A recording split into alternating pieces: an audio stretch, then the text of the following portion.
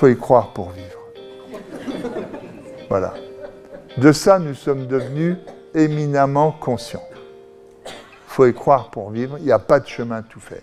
Il faut se décider. Il faut réfléchir. Il faut discerner. De ce point de vue-là, nous sommes tous affrontés à l'épreuve du vide. Hein? Vous aimez Tex Avery, Titi et Gros Minet. Dans les destins de Titi et Gros Minet, en général, Gros Minet court après Titi, Titi passe. Hein? Alors ils sont sur la branche d'un arbre. Hein? Puis Titi passe, puis il continue, puis Gros Minet par derrière, il continue, puis quand il s'aperçoit qu'il y a le vide dessous, il tombe. Voilà. Ça, pour moi, c'est une très bonne parabole de l'existence du sujet postmoderne. C'est-à-dire, nous nous élançons sans sol sous les pieds, convaincus par une parole, par un geste, par une invitation. Hein? Se marier aujourd'hui, ils sont fous. Vous voyez ce que je veux dire? Ils le font quand même.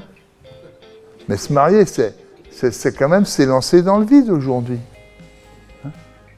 Et quand on s'aperçoit qu'il y a du vide, c'est aussi l'histoire que nous raconte la marche de Pierre sur les eaux. Hein? Pierre voit Jésus qui marche et dit « Seigneur, dis que moi aussi je marche sur les eaux. » Jésus lui dit « Viens ». Pierre, il y va. Au début, c'est bon, puis après, il coule et c'est Jésus qui le rattrape. « Homme de peu de foi, pourquoi as-tu douté ?» Donc vous me voyez venir. Il faut y croire pour vivre. D'une foi qui n'est pas spécialement religieuse. Hein? Et qui, si elle l'est, n'est pas nécessairement chrétienne. Mais il faut y croire. Il n'y a pas de vie sans cette foi élémentaire. Mais cette foi élémentaire est fragile.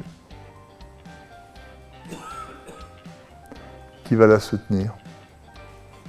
Voilà pourquoi on a besoin de sagesse. Question.